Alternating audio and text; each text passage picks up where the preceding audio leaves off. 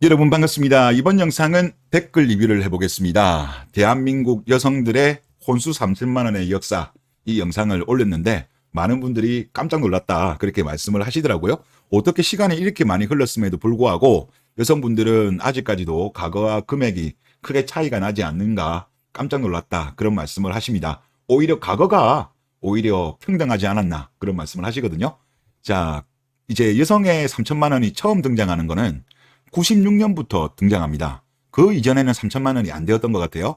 그래서 96년 같은 경우는 이제 여성이 주택마련비와 합쳐가지고 3,600만 원 정도 부담을 했고요. 그리고 매일경제에서 97년에 나왔는데 이때는 3,170만 원. 이때는 IMF 직전이었습니다. 그래서 경제가 안 좋아서 아무래도 좀 금액이 줄어들지 않았나 그런 생각이 좀 들고, 그리고 2011년도 1월 26일 날 중앙일보 기사를 보면 그때 아마 여성가족부에서 조사를 한 것 같습니다. 그럼 아마 2010년도나 그때 기준인 것 같은데, 그때 같은 경우는 신부가 2,936만 원, 신랑은 8,078만 원 이렇게 이제 준비를 했다라고 그렇게 이야기를 합니다. 예, 그래서 많은 분들이 깜짝 놀랐다 그렇게 반응을 보이셨고, 여러분들의 댓글 보도록 하겠습니다. 여자 30살에 빚만 없어도 평균 이상이야 라는 주제에 대해서 영상 제작 부탁드립니다 라고 하셨는데, 제가 어떤 내용인지를 몰랐어요. 그래서 다른 분이 제 댓글 달아주셔가지고 제가 확인해 보니까, 그래서 영상을 제가 다 봤습니다. 조회수가 394만 회가 나왔고, 그리고 1년이 좀 지난 영상이고요.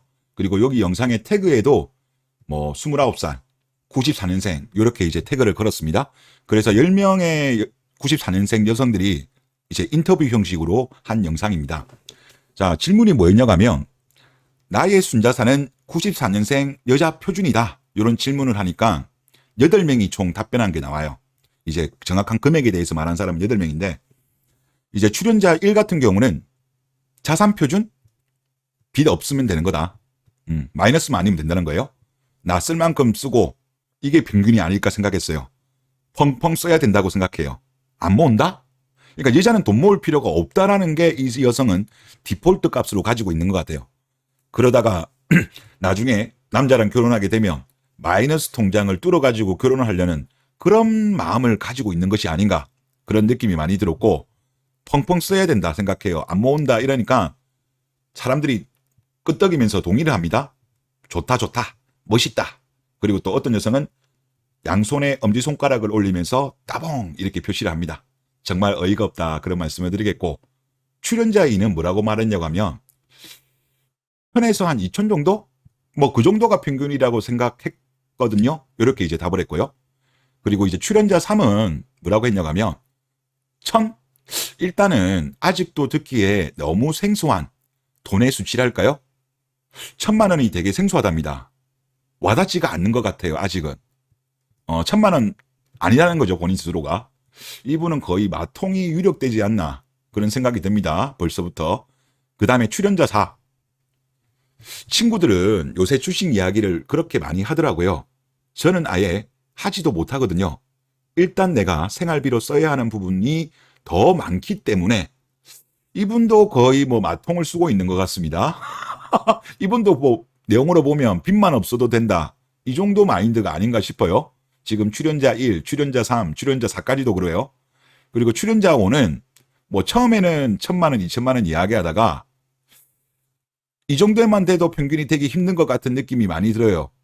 그러면서 갑자기 바꿉니다. 자산 표준 빚이 없는 걸로 이렇게 다시 말을 바꾸는데, 그러면서 뭐 어떤 이유를 드냐고 하면 학교 다닐 때 학자금 안 빌리는 사람이 없잖아요. 그러니까 진짜 빚만 없어도 평균치 이상인 것 같다는 느낌이 많이 들거든요. 빚만 없어도 이분도 거의 마통 느낌입니다. 돈 모은 거 아예 없다는 거죠. 마통 쓰고. 그러면 지금 요까지만 보더라도 출연자 2가 1, 2천만 원 이야기했고, 출연자 1, 출연자 3, 4, 5 다 1,000만 원 못 모은 것 같아요. 마통 뚫고 오히려 마이너스든지 이제 그런 느낌이고, 그 다음에 이제 출연자 6은 조금 금액이 올라갑니다. 3천 정도는 가지고 있어야 안전자산이 아닐까. 3천만 원 정도가 있어야 안전자산이에요? 참. 그래도 29이면 적은 나이가 아닌데, 여성이 29이면 아무래도 군대도 안 가잖아요. 군대도 안 가고 그랬는데, 그러면 사회생활을 못해도 한 6년 정도 했을 때 아닙니까? 뭐 짧으면 5년, 6년 정도는 했을 건데, 3천만 원이면 뭐 1년에 한 500만 원씩 모은 건데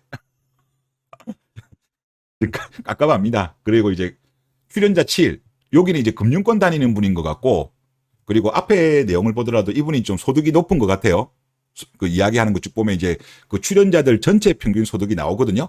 근데 그 중에서 이분이 평균보다 높다고 했습니다. 그런데 이분이 말이 자산 표준 3천에서 4천 정도, 돈을 많이 버는 여성임에도 불구하고 이렇게 생각하고 있어요. 물론 이제 본인이 아니고 이제 본인 나이대 전체를 의미한 거죠. 그럼에도 3천, 4천 정도? 친구들이 재테크라든가 이런 걸 많이 물어보는 편인데, 이제 본인 나름대로는 이제 통계가 있는 거죠. 아무래도 친구들이 물어보면서 니 얼마 투자하려고 하냐 이런 거를 아무래도 상담하다 보면 본인이 볼 때는 3, 4천 아니냐 이렇게 본 것 같아요, 이분은. 그리고 출연자 8은 제 주변에는 그래도 한 4천, 5천만 원 정도인 것 같다. 그리고 다들 참 열심히 살더라고요 라고 이렇게 이야기를 했습니다. 4천, 5천도 많이 모은 거예요? 이게 이 나이 때면 1년에 1,000만 원 모으면 그래도 5천 넘어야 되는 거 아닌가요? 보통 이제 29살이었으니까 이때 보통 이제 여성들 대학교 나오고 해도 5천은 넘어야 될 것 같은데요, 제가 볼 때. 아니 여자들은 보니까 그러니까 지금 보면 그나마 그래도 뭐 3천, 4천, 5천 이것도 사실 제가 볼 때 말이 안 되는 건데 이것도 말이 안 되는 거잖아요. 그런데 여기서 출연자 2 같은 경우는 1,000에서 2천 이야기했고, 출연자 1, 출연자 3, 출연자 4, 출연자 5는 빚만 없어도 된다는 식으로 이야기하는 걸 보면, 야, 대한민국 여성들 진짜 돈 안 모은구나. 그냥 돈 안 모으더라도 나중에 이제 마이너스 통장을 뚫어가지고 시집 가겠다는 마인드를 기본 장착을 하고 있는 것이 아닌가. 그런 생각이 많이 들어요. 정말 대한민국 말세다. 그런 생각이 많이 듭니다. 네, 그러면서 남자들 보고는 억 단위 이상 준비하라고 하는 이 뻔뻔함. 본인들도 돈 모으기 힘든 거 알면서 남자들은 왜 그렇게 바가지를 끌는지 참 이기적이다. 그런 생각이 많이 듭니다. 자, 다음 댓글 보겠습니다. 지금의 혼수 3천은 여성부 출범부터 현재까지 20여 년간 왜곡된 페미니즘과 일부 여자들의 허영심이 쌓여 생긴 결과라고 생각합니다. 라고 말씀하셨습니다. 그래서 제가 봐도 이게 좀 이상하긴 이상해요. 그래서 제가 느끼면 그래요. 이 2001년도부터 이제 여성부가 생겼습니다. 여성가족부의 전신인 여성부가 2001년에 생겼는데, 그때부터 이들이 세력화가 되었죠. 세력화가 되고 조직화가 되면서 이거를 계획적으로 사회와 남자들한테 계속적으로 가스라이팅을 한 것이 아닌가. 그래서 이런 불합리한 제도가 지금까지도 유지되고 있는 것이 아닌가. 그런 생각이 많이 듭니다. 그래서 이제는 이런 제도, 불합리한 제도는 바로 폐기해야 된다. 그렇게 저는 생각이 들고요. 그리고 일본 같은 경우는 좀 이따 말씀드리겠지만 정상화가 많이 진행되었습니다. 거의 정상화된 것 같아요, 일본은. 우리나라도 이 과정을 겪어가는 중이지 않느냐, 그렇게 봅니다. 다음 댓글 보도록 하겠습니다. 와, 1996년에 여자 3,500, 3,600이었습니다. 27년 동안 3,000으로 줄었네요. 크크크. 신문기사로 증거를 가져오시니 참신하게 더 빡치고 분노가 치미네요. 진짜 달러 586 딜러들이 몸값 받는 매매원이 많네요. 라고 하셨습니다. 저도 이걸 뭐 제가 발굴한 건 아니고요. 인터넷에 올라온 거를 제가 보고, 그래도 제가 그대로 가져오지는 않습니다. 이게 의외로 잘못된 정보도 많아가지고 직접 확인을 하고, 확인하니까 맞더라고요. 보면서 저도 깜짝 놀랐습니다. 참, 그래서 제가 다시 한번 느끼지만 전 세계에서 가장 늙은 여자를, 우리나라가 가장 늦게 결혼하니까 늙은 여자를 가장 비싼 가격에 사오는 게 바로 대한민국의 결혼시장이 아닌가. 가성비로 따지면 대한민국이 최악인 것 같습니다. 다음 댓글을 보도록 하겠습니다. 일본 여성들 대단합니다. 5년에 1억 모으기라니. 이러니 일본 여자는 인생의 동반자고 한국 여자는 사채업자지라고 하셨습니다. 그래서 예전에 한번 소개를 해드렸는데, 비교문화학 교수 박동균님이라는 분이 MBN 종편에 나와서 이런 이야기를 했네요. 저는 개인적으로 국제결혼을 한다면 일본 사람과 하라고 추천합니다. 내 집 마련, 혼수 걱정이 전혀 없는 일본의 결혼 문화. 집을 마련할 때도 형편이 나은 쪽이 더 부담하는 일본. 앞으로 국제결혼은 일본인과 하는 게 어떤지 생각하길 바랍니다. 라고 하셨어요. 그래서 이 황금알이라는 프로가 시즌 1, 시즌 2가 있었더라고요. 이제 시즌 1 같은 경우는 2012년도부터 2017년도에 했는데 아마 이게 시즌 1 때 했던 것 같습니다. 좀 오래된 자료긴 합니다만은 일본 같은 경우는 많이 바뀌었다는 거죠. 그리고 오른쪽도 같은 프로그램에 나왔던 호사카 유지 교수, 일본인 분이 한 이야기인데 이런 이야기를 합니다. 과거의 일본, 남자가 여자 측에 전달하는 돈으로 모든 결혼 준비를 해결했다. 남자가 다 부담했다는 거죠. 그런데 결혼 비용 부담이 커진 요즘 집안끼리 간단하게 식사하고 결혼 비용은 반반 부담하는 추세가 되었다라고 이렇게 이야기합니다. 그래서 지금 현재 같은 경우도 조금 일본 같은 경우는 결혼에 대한 부담은 우리나라처럼 그렇게 크지 않은 걸로 알고 있어요. 그래서 저는 제가 볼 때 그래요. 정부와 어떤 국가에서 많은 저출산 정책을 쓰는 것보다 오히려 문화를 이렇게 바꾸는 게 저는 더 빠른 혼인 감수와 저출산을 해결하는 것 같습니다.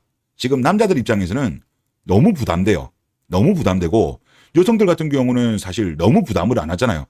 그러다 보니까 이게 결국은 혼인 감소 저출산이 이어지는 원인인 것 같습니다. 이런 잘못된 문화는 없어져야죠. 지금 같은 경우는 여성들도 양질의 일자리를 남자들한테 많이 빼들어서 직장 잘 구하고 있지 않습니까? 그러면 이제는 반반 추세로 가야죠. 반반 추세로. 좀 이렇게 좀 바뀌었으면 좋겠습니다. 아마 일본처럼 갈지는 모르겠습니다만은 하여튼 그런 쪽으로 가야 되지 않냐 그런 생각이 많이 듭니다. 예, 그리고 다음 댓글 한번 보면요. 과거 대비 결혼 연령이 늦어지고 소득도 늘어서 돈 모아둘 조건은 더 좋은데 남자 부담이 3배가 될 동안 여자는 부담이 줄어들었네요 라고 하셨습니다.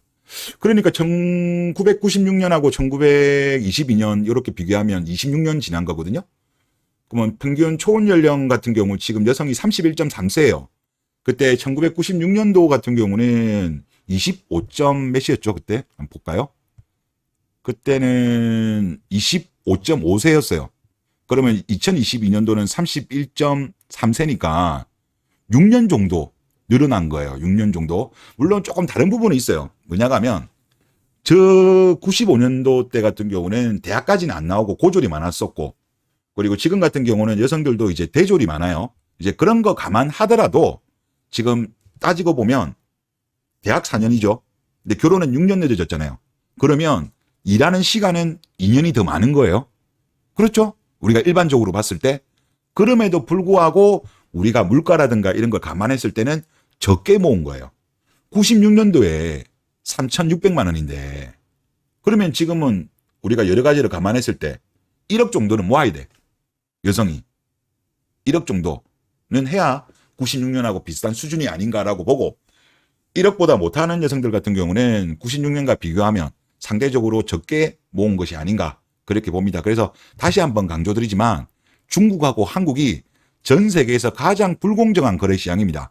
한국보다 중국이 더 불공정한 것 같고 근데 거기야 뭐 우리가 비교할 대상은 아니고 그거 말고 OECD 국가 거기는 정상적인 나라가 아니잖아요. 우리가 OECD 정도 들어가는 나라로 봤을 때는 우리나라가 가장 불공정한 결혼 시장이 아닌가 그런 생각이 많이 들고 이거는 빨리 문화가 바뀌어야 될 것 같습니다. 네, 다음 댓글을 보면요. 돈 없는 여자는 무조건 걸러야 합니다. 그동안의 생활이 안 봐도 비디오입니다. 그리고 앞으로의 삶도 훤히 보입니다. 결혼해도 징징대다가 돈 떨어지면 자기 발로 기어나갑니다. 돈 많은 호구 찾아 중년에 객사하기 싫으면 돈 관리 잘해야 됩니다. 라고 하셨습니다. 그래서 만약에 뭐 한국 여성과 굳이 결혼하시는 분들이라고 한다면 이제 나이라든가 뭐 사회 경력 그리고 어떤 직장 다닌 거 이런 거를 감안해 가지고 그러면 대충 이 정도는 돈을 모아야 된다는 게 어느 정도 계산이 되잖아요. 근데 그것보다 너무 과도하게 미치지 못하는 거라고 한다면 그 여성은 소비 성향이 매우 높은 여성일 가능성이 높습니다. 그래서 이런 여성과 결혼을 하면요. 이혼 전문 변호사분들도 그런 이야기를 많이 하시거든요. 여성들이 결혼하기 전에 소비 성향이 높고 뭐 사치를 많이 한다든가 성형을 많이 한 여성들 같은 경우는 결혼한 이후에도 그거를 잘 못 바꾼대요. 못 바꾸다 보니까 그것이 나중에 이혼까지 가게 되는 사유가 많이 된다고 합니다. 그래서 이게 너무 심한 여성들 같은 경우는 이런 여성과 이쁘다고 결혼하면 밑 빠진 독에 물 붓기거든요. 이런 여성은 정말 말씀대로 무조건 걸러야 돼요. 얼굴이 이뻐도 본인이 뭐 돈이 정말 많으면 모르겠지만 그거 아니면 걸러야 될 여성이 바로 돈 모으지 않은 여성들이라고 다시 한번 강조드리고 싶습니다. 네, 이번 영상 여기서 마치겠습니다.